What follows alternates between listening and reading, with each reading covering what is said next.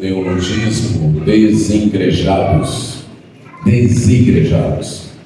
Ele foi criado para se referir a pessoas que, embora se identifiquem como cristãs e afirmem acreditar em Deus e em Jesus, optam por não se vincular a nenhuma instituição religiosa, denominação ou templo físico, preferindo vivenciar sua fé de forma independente, um tanto autônoma. Esse fenômeno tem sido atribuído à frustração com a estrutura institucional, desilusão com lideranças religiosas e até a busca por uma espiritualidade mais autêntica, individualizada e personalizada, muitas vezes fora aí dos moldes tradicionais. Pesquisas indicam um crescimento significativo desse fenômeno, com uma parcela considerável de pessoas deixando as igrejas, as instituições religiosas, mais ainda professando sua fé cristã. Os desigrejados não se trata de um fenômeno recente na história do cristianismo. Se pensarmos um pouco na cultura religiosa do Brasil, já havia desigrejados, porque boa parte se considerava, na sua religião católica não praticante. Então, era uma forma de ser desigrejado. Assume o catolicismo romano, mas não está ali cumprindo os mandamentos ou rituais da sua igreja. No meio evangélico, com o crescimento do evangelicalismo, então, isso acabou alcançando também as igrejas evangélicas. E a visão quanto a eles é controversa. Alguns os veem como pessoas genuinamente, autenticamente cristãs, enquanto outros consideram uma anomalia que enfraquece o corpo de Cristo. Para o autor da carta aos Hebreus, os desigrejados eram pessoas que estavam falhando na perseverança dos santos, que estavam manifestando desistência de seguir a Cristo. Quem afirma seguir a Cristo, reconhecendo como Senhor, como único Salvador, como única fonte de salvação, reconhecendo como superior a tudo e a todos, deve viver de acordo com essa verdade e perseverar nela, porque nossa maneira de viver deve ser consistente com a fé que professamos. Nossa maneira de viver sempre é consistente com o que pensamos no fundo do nosso coração. Ela é divergente, muitas vezes, daquilo que afirmamos crer. Nós muitas vezes afirmamos crer em uma coisa, mas em nosso coração, dirigindo as nossas vidas, estão outras crenças, que de fato são as crenças reais para nós, por uma questão de constrangimento social, de satisfazer nossa consciência, nós afirmamos crer em alguma coisa. Mas quando nossa vida não é coadunada com isso que nós afirmamos, é porque há outras crenças por trás das nossas palavras, que são de fato as nossas crenças reais, e nós vivemos de acordo com elas, muitas vezes nos enganando e enganando também outras pessoas. Para o cristão, ele deve conhecer as crenças fundamentais que Jesus deixou e viver de acordo com essas crenças. E isso inclui congregar ativamente numa igreja. Quando alguém diz: Senhor Jesus é o meu Senhor, eu sou um cristão, eu sigo a Cristo, mas despreza ou faz pouco caso da igreja estabelecida por Cristo, ele está professando uma coisa, mas em seu coração crendo em outra coisa. Sim, eu acredito em Jesus, mas nessa parte que Jesus falou, eu não acredito não. Então, de fato, não acredito em Jesus. É apenas uma fé professada, mas não uma fé mantida no coração. A perseverança inclui, se manifesta num congregar ativo na igreja. Nossa vida deve ser a de perseverança nessa fé em Cristo, nessa fé cristã. A perseverança dos santos é o nosso tema. Hoje nós vamos ver como essa perseverança se manifesta. Nós ontem vimos as razões para a perseverança. Agora, hoje, indo para a segunda parte do texto que nós lemos ontem, que foi Hebreus 10, de 19 a 25, nós vamos ver 3 manifestações desta perseverança. Ontem nós vimos 3 razões para a perseverança. Nós temos acesso à autoridade dada por Cristo para chegar na presença de Deus, para chegar no Santo dos Santos. Nós temos um grande sumo sacerdote, que é o Senhor Jesus Cristo, e nós já temos a purificação necessária para nos aproximarmos de Deus. Tudo isso feito pelo Senhor Jesus Cristo. Nada dependente de nós. Tudo embasado, dependendo, alicerçado na graciosa obra realizada por Jesus na cruz. Vamos ler todo o texto de 10 de Hebreus, capítulo 10, versos 19 a 25. Portanto, meus irmãos, tendo ousadia para entrar no santuário pelo sangue de Jesus, pelo novo e vivo caminho que ele nos abriu por meio do véu, isto é, pela sua carne, e tendo um grande sacerdote sobre a casa de Deus, aproximemo-nos com o coração sincero, em plena certeza de fé, tendo o coração purificado de má consciência e o corpo lavado com água pura. Guardemos firme a confissão da esperança, sem vacilar, pois quem fez a promessa é fiel.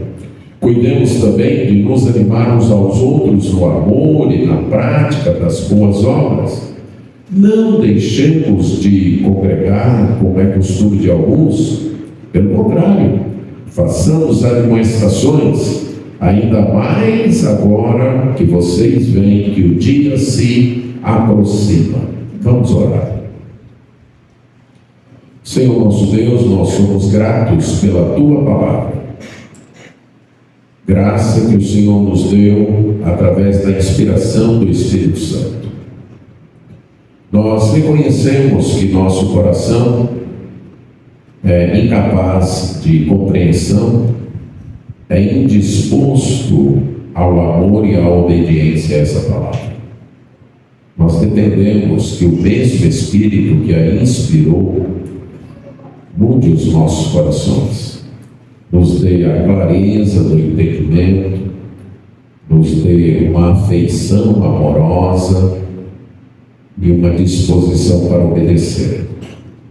E nós pedimos que, em nome de Jesus, que intercede por nós, o Senhor realize isso. Amém.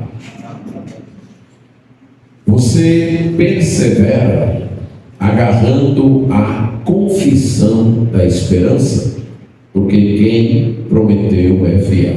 Então, essa é a primeira manifestação da esperança. Você agarra a esperança Primeira manifestação da perseverança. Você agarra a esperança confessada.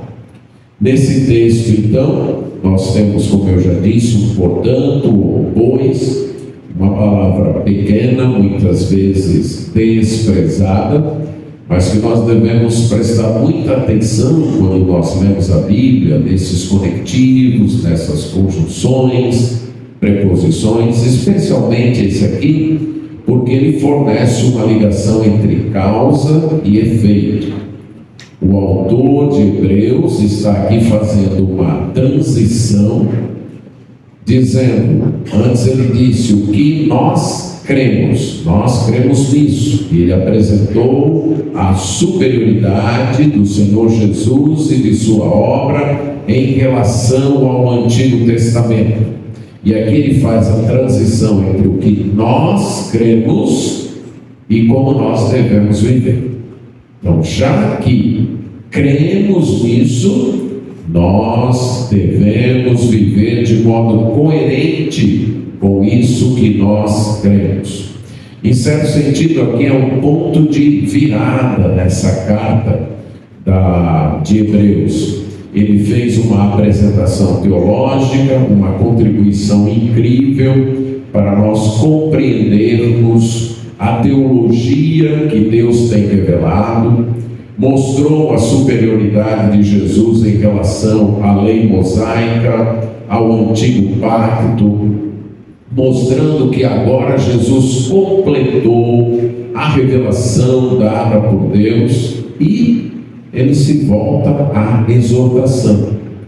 Diante disso, ele diz: vocês devem perseverar, vocês devem permanecer fiéis ao Senhor Jesus Cristo. E é disso que ele vai tratar no restante da carta, dessa perseverança. Perseverança que está apoiada em 3 posses definitivas que nós mostramos ontem à noite. Uma porta aberta, um acesso livre a Deus. Seria como se você tem uma autoridade sobre sua vida, essa autoridade lhe dá mandamentos, lhe dá ordens, mas essa autoridade também se dispõe a cuidar de você e a suprir tudo o que é necessário para a sua vida. E o escritório desta autoridade nem tem secretário na frente para você marcar a hora, e nem tem uma porta fechada para você bater, está aberto. A hora que você quiser entrar, pode entrar. O acesso está liberado por causa do Senhor Jesus Cristo. Você não precisa ter medo de entrar. Se você pensar, mas e os meus pecados? E o que eu fiz de errado? Aí você lembra da cruz de Cristo. Lá foi resolvido. E você não entra com essa vergonha por causa dos seus pecados, porque isso foi resolvido, foi pago na cruz de Cristo, desde que você, pela fé e arrependimento, tenha se apropriado disso. Mas você também não entra confiando em você. Isso é arrogância, isso é orgulho. Você não entra. Deixa eu ilustrar da seguinte maneira. Algumas vezes, nas nossas orações, somos assaltados por 2 tipos de pensamento. Um deles: eu acho que hoje minha oração não passou nem do teto. Foi um dia horrível para mim. Eu já saí brigado com a mulher de casa. No trânsito eu perdi a calma. No emprego eu dei um mau testemunho. Quando cheguei em casa ainda fui horrível com os meninos. Eu sei que isso não acontece com nenhum de vocês aqui. Todos são crentes, graças a Deus, na verdade. Mas se por acaso isso acontecer, aí você diz: hoje eu não vou nem orar. Não. O acesso de sua oração a Deus não depende disso. Raciocinar assim é raciocinar em termos de salvação por obras. Nosso acesso é por causa de Jesus Cristo. Você vai até a cruz, confessa os seus pecados, aceita o perdão que Jesus comprou com sua própria vida e está diante do Pai. O segundo é, rapaz, hoje eu nem acredito que fui eu. Hoje eu fui tão bom por eu sair de casa. Nem briguei com a mulher, rapaz. Disse um bocado, mas entreguei para Deus. No trânsito, precisa ver o que eu sofri, mas eu, só louvando e não empreenda. O chefe fez isso, o colega fez aquilo, eu não respondi. E quando cheguei em casa, estava tão animado que até brinquei com os meninos. Eu acho que hoje minha oração vai ser ouvida. Novamente, isso é salvação por obras. Muito obrigado, pastor. Nem nos momentos que nós reconhecemos o nosso pecado, nem nos momentos que nós achamos que estamos bem, muda o nosso acesso a Deus, porque esse acesso depende de uma obra feita, já realizada, já completada, com o grito de Jesus: está consumado. Tá lá. É essa senha, ok? A senha não é o meu comportamento, a senha é a obra de Jesus. Nós temos também, em segundo lugar, um grande sumo sacerdote, Jesus, e essa, meus amados irmãos, é a mensagem central do cristianismo. Isso é o Evangelho. Qualquer pessoa arrependida de seus pecados e confiando no sacrifício de Cristo pode se aproximar de Deus por meio de Jesus. Qualquer pessoa, certo? E isso produz uma terceira posse, é uma vida já purificada, os pecados já lavados. É isso que possibilita esse coração sincero, sem culpa. Volto a dizer, não é por causa de nós, é por causa de Jesus. Feito isso, então ele diz: então vamos guardar firmemente. A minha versão traduziu guardar, mas a palavra é agarrar-se com firmeza.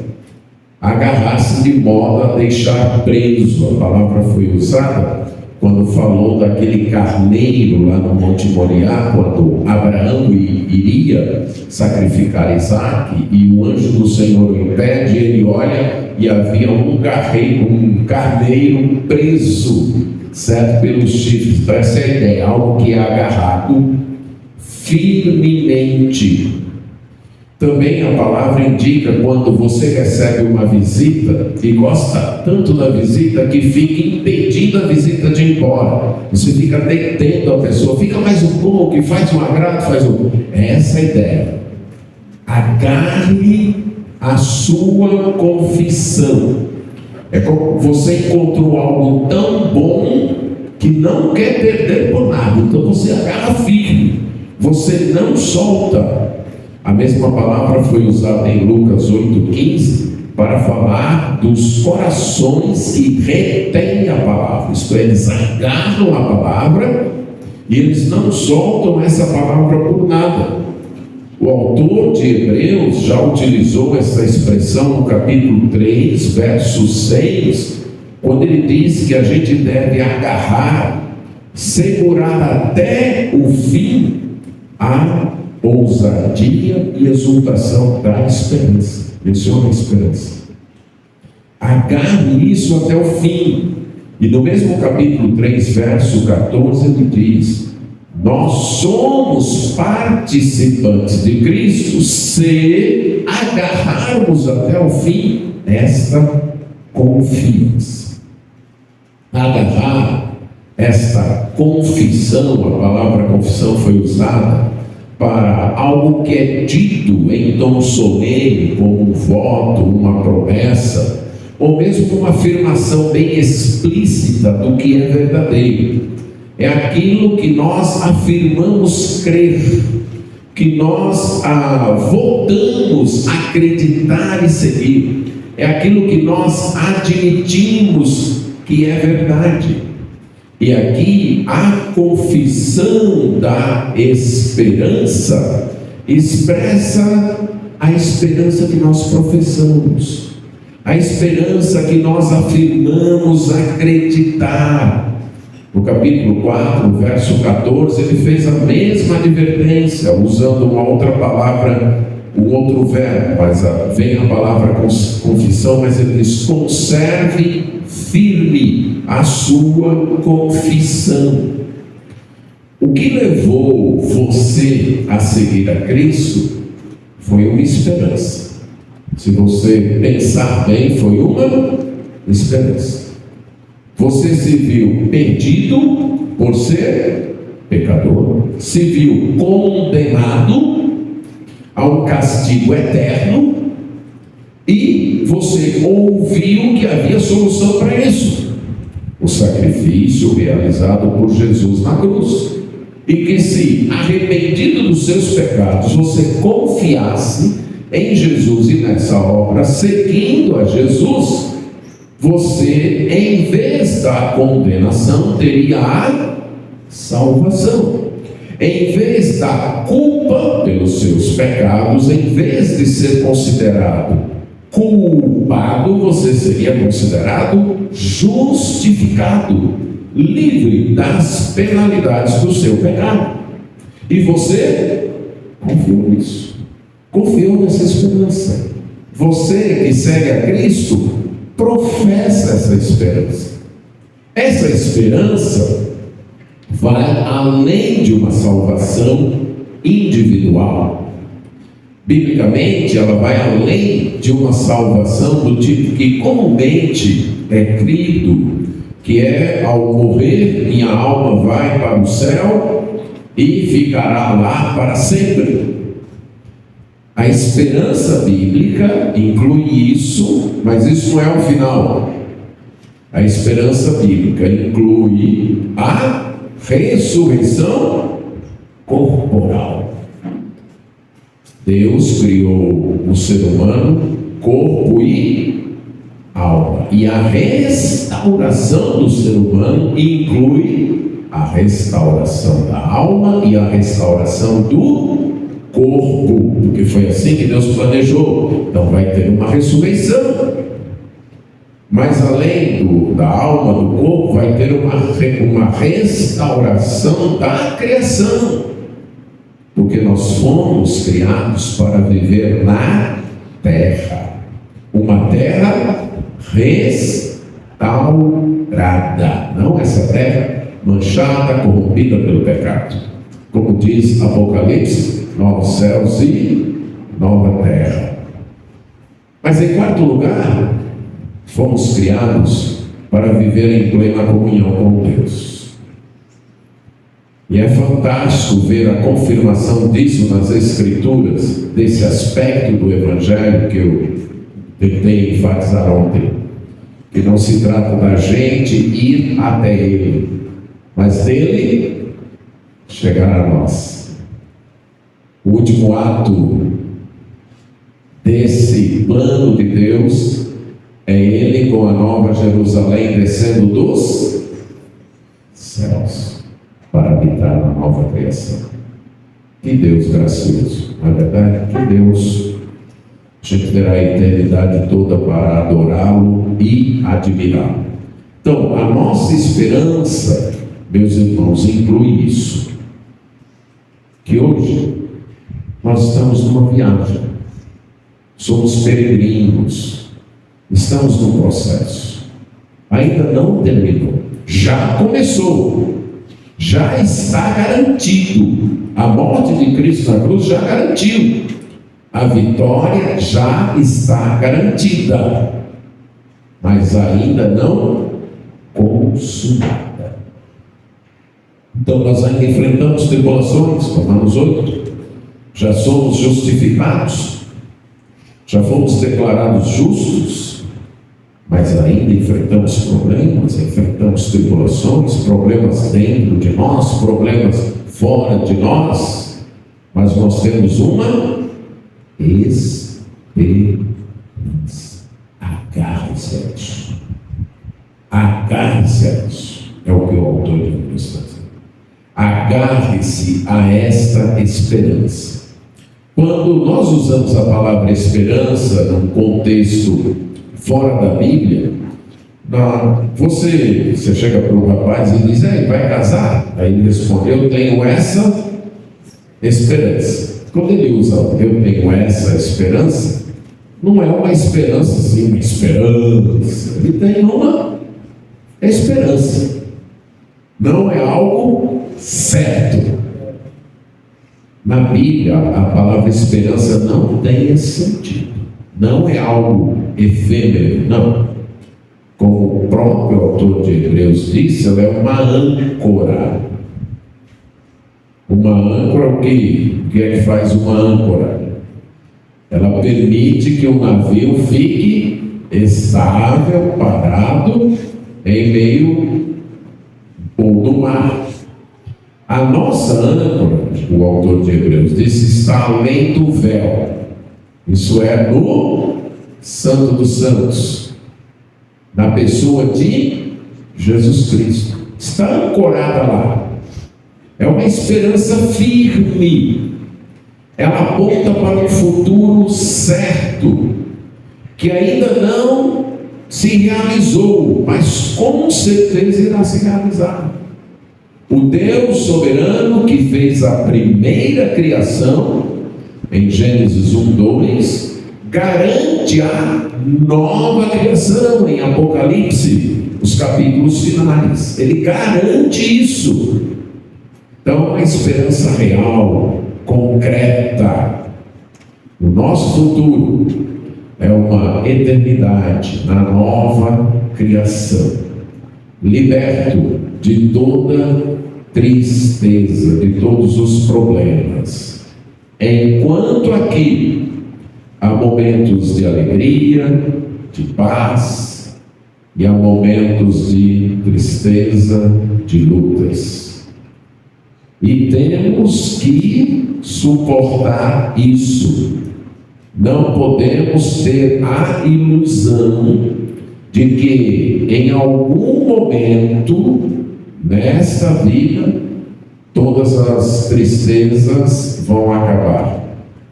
A promessa para enxugar dos olhos toda lágrima é novos céus e nova terra. É lá, certo? Qualquer motivo de tristeza e de choro, pronto, ali não terá mais. Então, nós vivemos à luz desse destino. Nós não podemos amarrar nossa vida ao que é visível agora, ao mundo agora. Nós temos que olhar para isso. Há coisas aqui, há problemas aqui, mas os nossos olhos devem estar fitos nesta esperança, porque somente assim nós vamos nos agarrar a ela sem vacilar, sem ficar oscilando, sem ficar achando que, rapaz, eu estou pensando em parar, eu estou pensando em desistir. As coisas estão tão difíceis, estão tão complicadas, nada dá certo. Não. Você não pode pautar a sua vida pelo visível, pelo passageiro, pelo efêmero, e sim pelo que é eterno, por aquilo que Deus prometeu que irá ocorrer. Por quê? E ele disse: porque quem fez a promessa é fiel. Então, sua salvação foi prometida por sua igreja, por seu pastor, por seu pai e sua mãe. Se fosse, você tinha motivos de sobra para ficar vacilando. Não foi. Foi por alguém que, por natureza, é fiel. É parte da natureza dele ser fiel. Ele não pode ser infiel. Tem algumas coisas que Deus não pode fazer. A própria Bíblia diz: Ele não pode mentir, Ele não pode negar a si mesmo. E Ele não pode negar a si mesmo porque Ele é fiel a si mesmo. A primeira razão da fidelidade de Deus não é fidelidade a nós, é fidelidade a si mesmo. Deixe-me ilustrar isso. Suponha que você fez uma promessa a alguém, e essa pessoa fez uma promessa a você. As promessas não estão pactuadas num ser. Você prometeu dar um celular para alguém, e essa pessoa prometeu lhe dar uma garrafa d'água. Só que isso não está. Se você me der a garrafa d'água, ele deu o celular. Não está. Você fez uma promessa, ela fez. Ela não lhe deu a garrafa d'água, mas você vai lhe dar mas ela não foi fiel a você. Aqui não se trata de ser fiel a ela, mas de ser fiel à minha própria palavra, de ser fiel ao meu caráter. Essa é a fidelidade principal de Deus. Ele é fiel a si mesmo. Então, quando Ele promete, é uma palavra que Ele empenha por Ele mesmo. Como o autor de Hebreus diz, que Ele jurou a Abraão. E jurou por quê? Por Ele mesmo. Não tem ninguém mais alto que Ele. Certo? Então, é impossível a Ele negar ou mentir. Então, amados irmãos, você persevera quando você agarra essa confissão e deixa ela moldar a sua vida. Em meio às tribulações, aos problemas, às tentações, aquilo que aparenta ser mais vantajoso no momento, aquilo que aparenta ser mais agradável no momento, ser mais confortável, mas você lembra, eu tenho uma promessa. Não pode parecer ser mais agradável, mais vantajoso, mais confortável. Não. Eu tenho uma promessa. Eu confesso que eu tenho uma promessa. Eu me agarro a ela. Eu não vou abandonar essa promessa, essa esperança. Eu não vou abandonar. Eu não vou abrir mão dela. Quando você, em virtude das tentações, deixa de seguir a Cristo para obter algo mais vantajoso, mais confortável, mais agradável, você está falhando na perseverança. Você está dizendo que essa promessa não é tão valiosa assim. Ela não tem tanto problema. Você pode trocá-la por alguma outra coisa. Quando as provas chegam, quando a vida se torna difícil, quando sustentar a fé cristã se torna difícil, algumas vezes até impossível, você acha. As pressões são tão grandes, o sofrimento causado porque você está seguindo a Cristo é intenso, que era o caso dos leitores desta carta, e então eles estão considerando abandonar, deixar. Novamente, o autor está dizendo: olha, agarrem-se à esperança que vocês confessaram. Não abram mão dela. Está complicado, está difícil, mas vocês têm algo de maior valor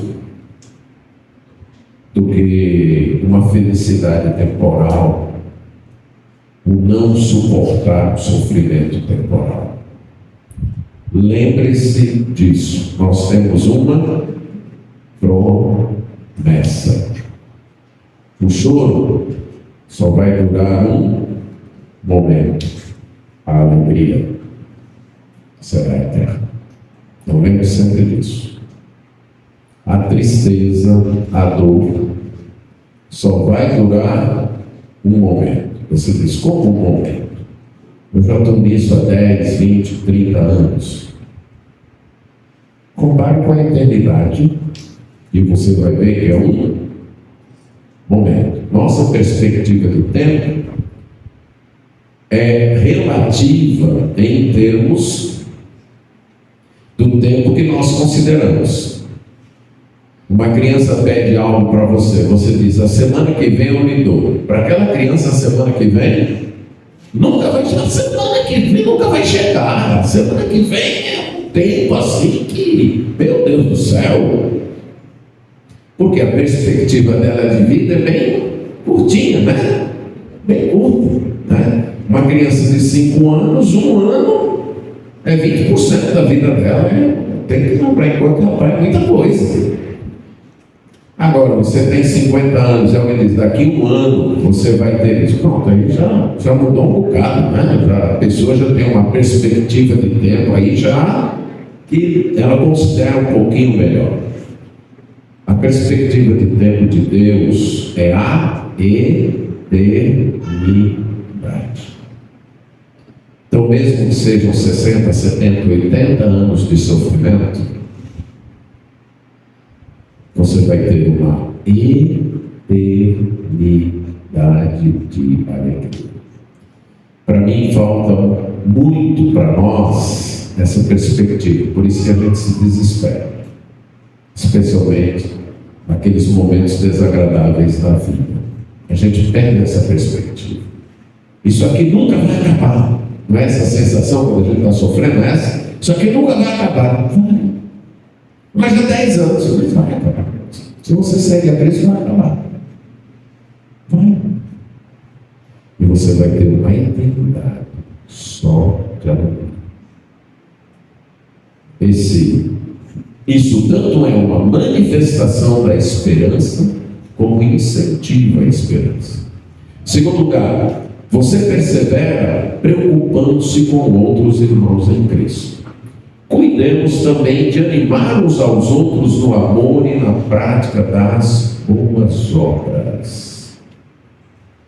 Considerando-nos, diz outra versão, a ideia aqui desta palavra é um olhar atento, um olhar cuidadoso, um olhar observador, um olhar de espião, no bom sentido. Foi a palavra utilizada lá em Números 32:9 para falar dos espias que tinham que olhar a terra. E quando um espião recebe uma missão, ele tem que espionar bem, atentamente, ele não pode deixar nada de fora. Essa é a ideia, observar com atenção. E aqui a observação, o cuidado, é uns com os outros. A ideia, então, é de cuidado contínuo uns com os outros. Segura firme a sua confissão. Pronto, eu segurei a minha confissão, não quero saber de ninguém mais. Eu estou seguro e ponto final. Quem não quiser segurar aqui, vá para lá. Essa é a atitude de Caim. Quando Deus pergunta onde está Abel, teu irmão, pense no menino mal criado, ele responde o quê? Bem ousado ele, né? Sou eu o guardador do meu irmão?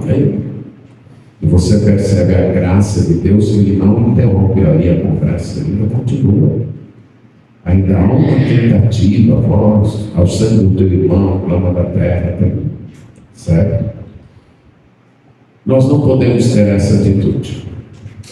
E seu irmão sou lá, o que tem a ver com a vida do meu irmão? Sou eu o guardador do meu irmão?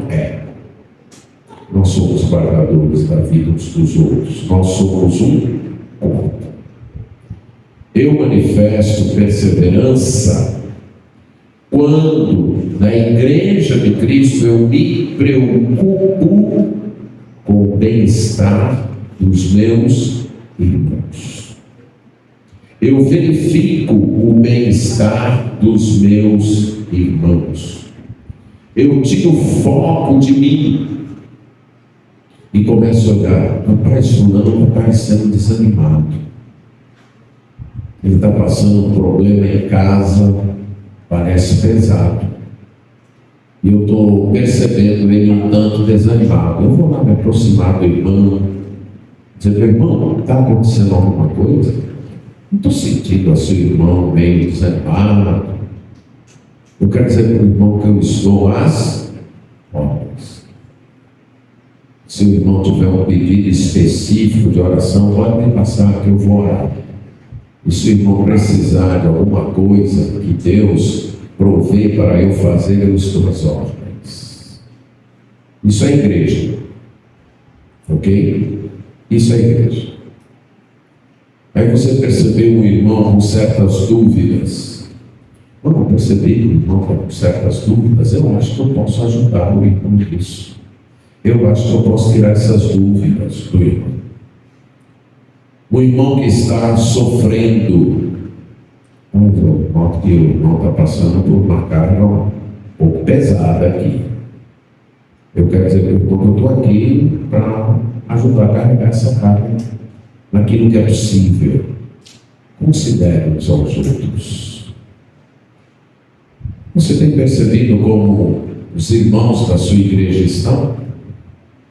Ou você é do tipo que entra no lugar de culto, sai e não dá notícia de ninguém? Isso não é perseverar. Perseverar é ir e se interessar uns pelos outros. Mas eu não vou resolver o problema de todo mundo. Não vai, mas não. Não vamos. Mas essa não é a ideia. Resolver o problema de todo mundo. Novamente, isso aqui é confiar em si mesmo. Algo que algumas vezes nos afasta de nos envolvermos na vida das pessoas é exatamente esse senso de impotência que eu penso que todo pastor carrega. Nós não somos capazes de resolver tudo. A gente gostaria de transformar pedra em pão. Gostaria, os pastores aqui, a gente não gostaria de ter esse poder, mas a gente não tem, pronto. Graças a Deus. Não vamos resolver tudo. O fato de eu não resolver tudo, de eu me sentir impotente, então muitas vezes me retrai. A pessoa vai falar: vai ter um problema, eu não vou poder fazer nada. Então eu prefiro nem saber que eu sofro menos. Não somos nós que vamos resolver. É Deus. Nós seremos instrumentos. E não é correto que eu não posso fazer nada. Eu posso orar. Pelo menos isso. Eu posso orar, o que já é uma grande coisa. Eu posso ouvir. E se você já passou por um momento complicado na vida, ter alguém para lhe ouvir já foi uma ajuda enorme. Então não é a ideia que você vai resolver tudo. É a ideia de que você vai ajudar aquele irmão a levar o seu fardo. Vai considerá-lo no momento de desânimo para que ele não desanime. Não só esse lado passivo, mas um lado ativo. Estimulando, animando, provocando, é a ideia, o amor e as boas obras. Isso eu posso fazer com palavras, desafiando o meu irmão, animando o meu irmão, me colocando ao lado do meu irmão, e eu posso fazer como exemplo. A ideia aqui, irmãos, é que nós devemos considerar o impacto de nossas vidas na vida das outras pessoas. Certo? Pouco nós consideramos. A gente se preocupa em fazer o que tem que fazer, sem se preocupar que tem gente olhando para nós. Tem gente nos observando. Uma vez, quando eu era aluno do seminário, num trabalho prático, numa época que houve no sertão cearense uma seca muito brava, e a gente trabalhava num lugar de sertão mesmo. Meu trabalho prático era esse. e ia sempre um casal. E dessa vez a seminarista que ia sempre comigo não pôde ir, foi uma seminarista nova. Nós chegamos e tinha a mesa colocada dentro dos limites de uma casa bem humilde, né? E no momento de seca. E eu vi um copo com um líquido de cor de suco de maracujá. Aí eu, chega a pouco, encheu o carro. Falei, opa, hoje tem suco de maracujá. Então eu comi com muito gosto aquele arroz apenas temperado com uma gordura, certo, de alguma carne, que não havia carne. Mas eu comi com muito gosto porque eu teria suco de maracujá. Quando eu pego e coloco na boca, é água. Água com cor de suco de maracujá. A seminarista que estava comigo percebeu de imediato que era água. Mas ela raciocinou o seguinte, depois ela me disse: se o Almir tomar, eu tomo. Se ele beber, não. Aqui eu estou ilustrando o impacto. Eu não sabia que ela tinha bebido por causa disso, porque eu bebi enganado, certo? Mas ela bebeu consciente, confiando que eu tinha bebido. Essa é a ideia de impacto. Nossa vida causa impacto sem que a gente perceba. E nós devemos estar conscientes disso na vivência da igreja. Que o meu exemplo, para bem ou para mal, funciona. Então eu devo estar consciente disso e algumas vezes fazer sacrifícios, como diz Romanos 14. Rapaz, não tem nada demais eu fazer isso, à luz da Bíblia eu não estarei pecando. Mas isso vai causar um impacto negativo na vida do meu irmão. Isso vai causar uma divisão, uma controvérsia na igreja. Quer saber? A vida em comunhão é mais importante. A vida em comunhão é mais importante. Eu posso passar sem isso. O que eu não posso passar sem a vida em comunhão com os meus irmãos. Esse tipo de atitude demonstra que eu estou perseverando. Mas uma vez, eu estou nem aí, a Bíblia não condena, eu faço bem. Quem quiser achar ruim, que ache, eu não devo contas a ninguém. Essa vida está em risco na área da perseverança. E terceiro, você persevera quando se reúne com os seus irmãos. Não deixemos de nos congregar, como é costume de alguns. Pelo contrário, façamos admoestações, ainda mais quando vedes que o dia se aproxima. Congregando fala de se reunir, reunindo-se. É interessante que já naquela época estava havendo os desigrejados, certo? Eles estavam deixando de se congregar. A razão aqui era o sofrimento. Rapaz, está complicado, a gente está sofrendo. Já perdemos posse, já somos humilhados publicamente, alguns dos nossos já foram presos. Quer saber? Eu vou adorar em casa.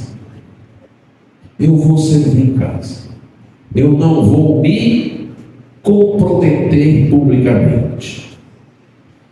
John Wesley diz que a Bíblia não conhece nada acerca de uma devoção solitária. Não há isso no Novo Testamento. Não há uma fé individualizada. A fé cristã é comunitária. Ela é vivida dentro da igreja. Ela é vivida no meio do povo de Deus. Com o povo de Deus. Inclusive precisamos disso para o ânimo. Isso nos incentiva, nos anima. Precisamos disso para a hermenêutica das Escrituras, para a interpretação das Escrituras. Como é que nossa interpretação se aprimora? Eu leio o texto, vejo, estudo, mas eu devo reconhecer que eu tenho pontos cegos, que tem certas coisas que eu não enxergo. E aí dentro da vivência da igreja, um outro irmão pode me dizer: olha, percebeu isso aqui, percebeu aquilo ali. É assim que nós vivemos. É por isso que nós precisamos, por exemplo, de uma denominação, de reuniões dessa denominação. Por quê? Porque se eu não é só isso, e só eu estou lendo, eu estou numa visão bem limitada, dentro das minhas concepções. E eu preciso de pessoas, e ele pensa diferente, vem, vamos chegar aqui e vamos ver. E pode ser que ele viu aspectos que eu não vi, e vice-versa. E vamos caminhando. O Novo Testamento não oferece nenhum apoio para a ideia de cristãos isolados. A igreja é um corpo. E é dentro deste corpo que nós vivenciamos a fé. Agora, deve ser um congregar ativo. Não deixemos de congregar, como é costume de alguns. Pelo contrário, façamos administrações. Não é eu ir à igreja, assisto o culto, terminou, vou embora.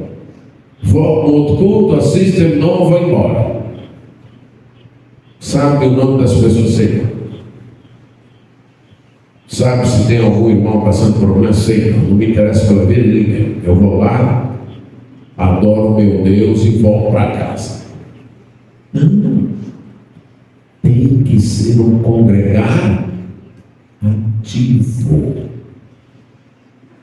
Eu chegar, me envolver, fazer admoestações, exortar.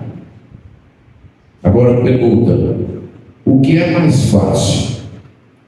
Um congregar ativo ou um congregar anônimo? O que é mais fácil? Vamos ser sinceros, o que é? Anônimo. Eu não dou trabalho a ninguém e saio sem ter trabalho com ninguém. Isso é muito confortável. Entrego minha contribuição, meus dízimos, minhas ofertas, estou fazendo a minha parte, não me envolvo com a vida de ninguém. Isso é mais fácil, né? Mas não é para ser assim. Nós não fomos chamados para fazer o mais fácil. E me preocupa, porque em várias áreas do cristianismo, até ministerialmente, nós temos, alguns colegas chamam de problema geracional. Uma geração que, penso eu, por causa da tecnologia, só quer o mais fácil. Pequenas coisas nos moldam. Então, o celular tem se tornado algo extremamente importante. Algumas vezes até imprescindível. Não sei se você tem percebido isso, não é? E se ele dá problema, o que eu faço? Eu troco por outro. Então é algo muito importante para mim, mas que eu não tenho muita paciência com ele, não. Se ele me der problema, eu troco por outro. A minha geração entrou em contato com o celular tardiamente, graças a Deus, certo?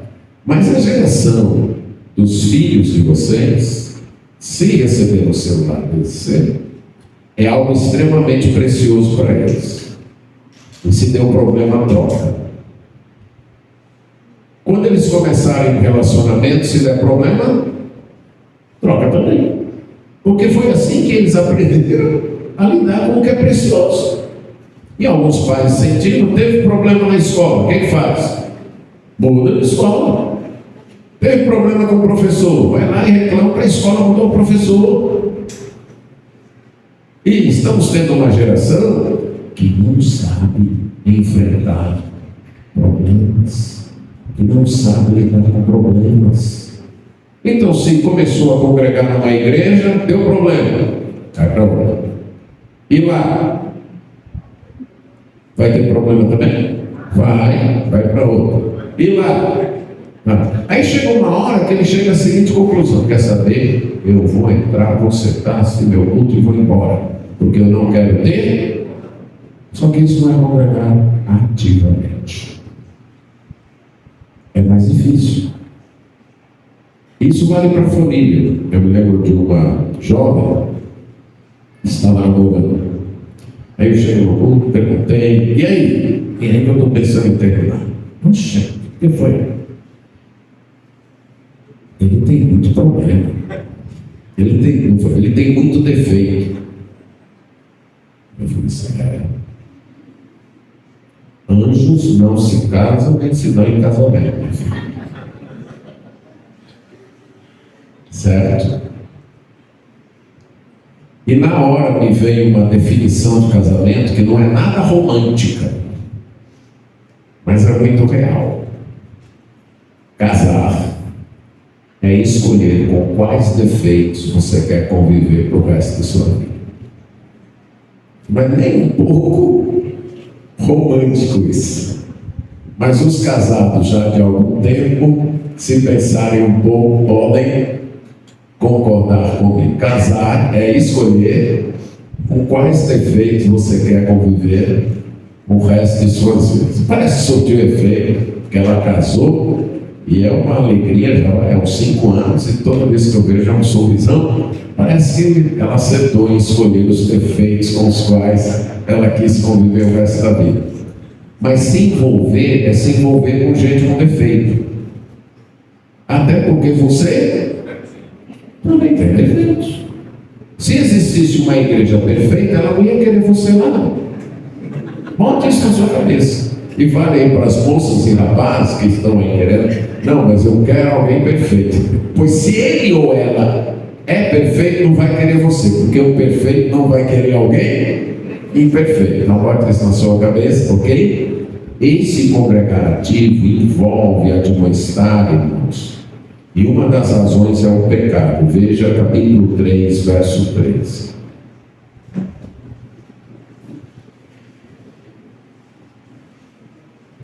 Pelo contrário, animem-se uns aos outros todos os dias, durante o tempo que se chama hoje, a fim de que nenhum de vocês seja endurecido pelo engano do pecado.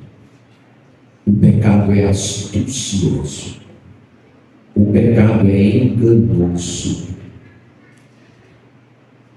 O pecado, ele corrompe tudo que é bom. O pecado se manifesta em nossas vidas através de coisas boas e corrompe essas coisas boas. E dificilmente nós somos capazes de perceber. Eu preciso de outras pessoas que me admoestem, que me avisem. Olha, preste atenção nisso. Eu gosto de ilustrar isso com o uso da língua. Dificilmente eu percebo os erros que eu cometo na fala do português. Dificilmente. Vem os vícios, você está acostumado a falar daquele jeito, né? E graças a Deus tem alguns irmãos na igreja do Novo Juazeiro corajosos. Eles chegam muito tímidos. Meu pastor, o senhor falou assim, mas essa é uma... Eu digo, muito obrigado. E todas as vezes que você chegar a me ouvir falando alguma coisa errada, pode me corrigir.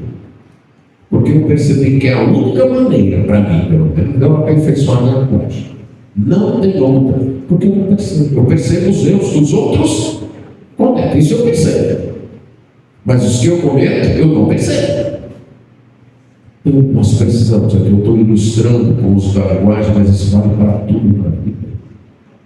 Nós nos acostumamos com o erro, nós nos acostumamos com o pecado. E é a visão dos outros que chega e diz, olha, isso aí está errado. Olha, não crie seu filho desse jeito não, tome cuidado com os seus filhos. É isso que nos ajuda. Precisamos de um congregar ativo, porque o nosso coração pode ficar endurecido pelo pecado, insensível ao pecado. A gente se acostuma tanto que com o passar do tempo aquilo não parece mais ser pecado. Precisamos da igreja, precisamos uns dos outros. E ele conclui: ainda mais que vocês veem que o dia se aproxima. Conforme o dia A volta de Cristo vai se aproximando. Os tempos vão ficando difíceis. E em tempos de dificuldade, parece-nos que é mais fácil cavar o buraco e ficar lá dentro. Mas o autor de Hebreus está dizendo: em tempos de dificuldade eu preciso mais uns dos outros, para me animar, para me corrigir. E isto é perseverar. Se você deixou de se congregar, você falhou na perseverança. Um congregar ativo, não chegar lá, assistir o culto para casa, mas um congregar que se envolve, que se integra com as pessoas, que suporta problemas, que aguenta antipatias, mas não desiste. Todos estamos crescendo. Precisamos de perseverança. E manifestamos esta perseverança, segurando firmemente a nossa esperança, olhando para aquele futuro, quando estaremos num tempo que será só de alegria, num tempo em que tudo vai se encaixar, num tempo em que não terá problemas. Então eu sei, esse é o caminho, e eu não vou abrir mão dele, por maiores que sejam as tentações e provações. Eu manifesto perseverança quando me preocupo com aqueles que estão nessa mesma caminhada que eu, e eu paro para me preocupar, para cuidar deles, para ajudá-los, porque eu reconheço que essa não é uma caminhada solitária e individual, é uma caminhada coletiva, comunitária. Eu não quero chegar lá sozinho, eu quero chegar com outros que eu amo, outros que eu prezo. Por isso eu me preocupo com essas pessoas, e eu manifesto perseverança quando eu me congrego, quando eu vou às reuniões da igreja, um congregar ativo, em que eu admoesto, em que eu me deixo admoestar, porque eu sei que o dia está se aproximando. Que Deus nos conceda a graça de manifestarmos esta perseverança. Amém.